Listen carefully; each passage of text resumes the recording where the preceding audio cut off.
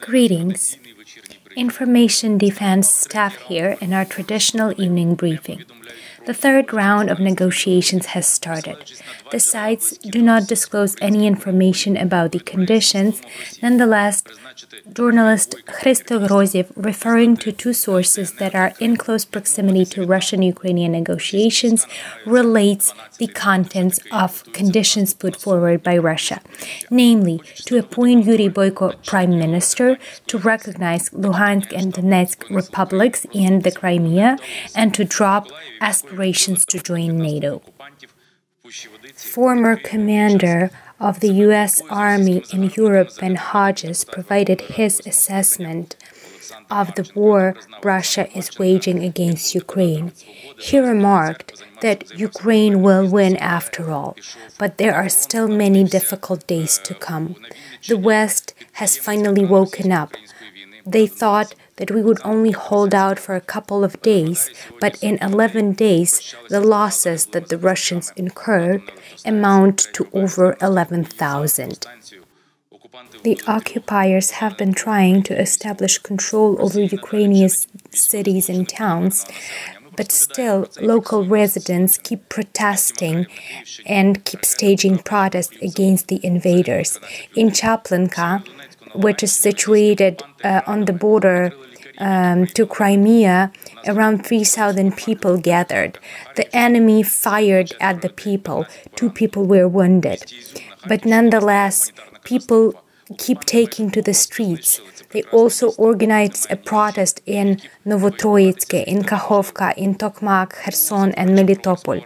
In Starobinsk, during a protest, Ukrainians torn down the map of Luhansk Republic, and they elevated the blue and yellow flag so that it is where it belongs.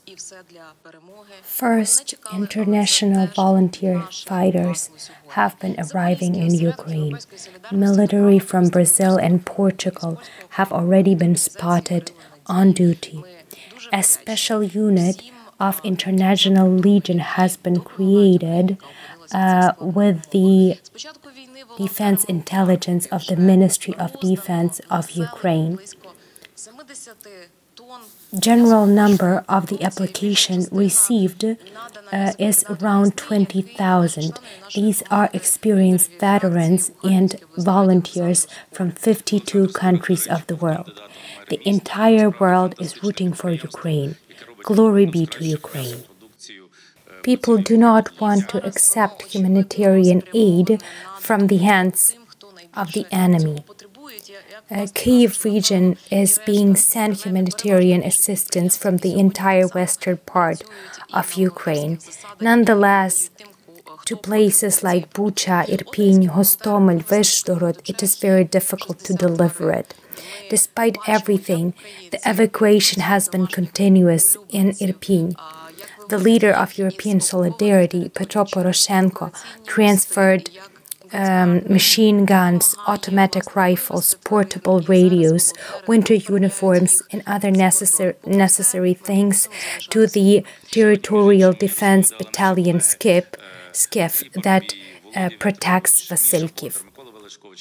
We keep admiring the Ukrainians who are protecting their motherland, the ones that join volunteer efforts. We're proud of Ukrainian businesses that are changing their profile of activity in order to meet the military needs, that are producing bulletproof vests instead of clothes, or the businesses that provide food to the military and everybody else who might need it. Zaporizhzhia hub of European Solidarity has delivered to the city the volunteer assistance from the Polish town of Krakow from organization The Wings of Hope, Kryla Nadii. We are extremely grateful to everybody, to all the people from abroad that are helping Ukraine. Since the beginning of war, the volunteers in Kharkiv have distributed to the population and to the military around 70 tons of dairy and meat products. The majority of this produce was provided by meat factory Myasny, which belongs to the member of our team, the leader of our faction, European Solidarity, and Kharkiv Regional Council, Alexander Skoyak. Our entire team would like to report on the work that we do, since the entire country and every single Ukrainian have been mobilized today. We do everything to help the front lines. We give our all to contribute to the victory. In Mykola, our military defended the airport from the attack by the occupiers. In Pushcha-Vodetsia, next to Kyiv, during a fierce fight against the Russian invaders, People's Deputy of the 8th Convocation, Alexander Marchenko, died. I knew Alexander Marchenko well. He was a deputy from Svoboda Party. Originally from Bila Tserkva, he was born in Vinnytsia region. He resided in Bila Tserkva. He was an entrepreneur, a veteran of Russian-Ukrainian war in Donbass. Alexander was 57. For 12 days now, the Russian troops have been trying to surround Kyiv. They are also fixing to launch offensives targeting Sumy, Dnipro, and Zaporizhia. They want to establish control over Chernihiv and Kyiv hydropower station. This is the data from the General Staff of the Armed Forces of Ukraine. The enemy failed to make any advances. Russia keeps committing military crimes against the civilians. We want to keep the population informed, and also we register these crimes. In the town of Makariv, in the Kyiv region, the rocket hit the bread factory. 13 people died.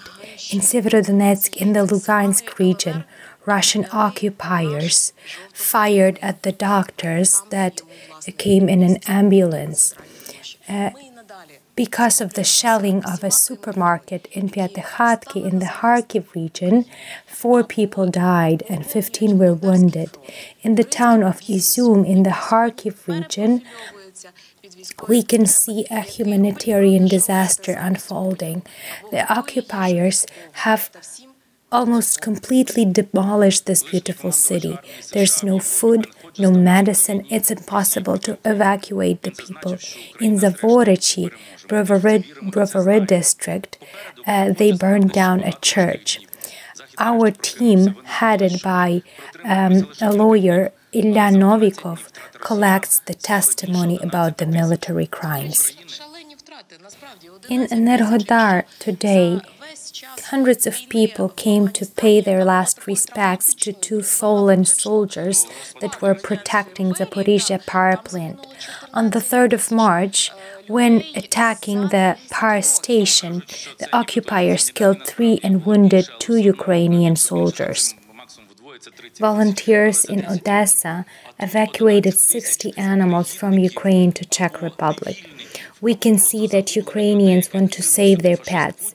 Today we heard a story from our colleagues about a bus with evacuated citizens traveling, and then a dog suddenly ran away, and all the passengers and all the people at the checkpoints were looking for the dog.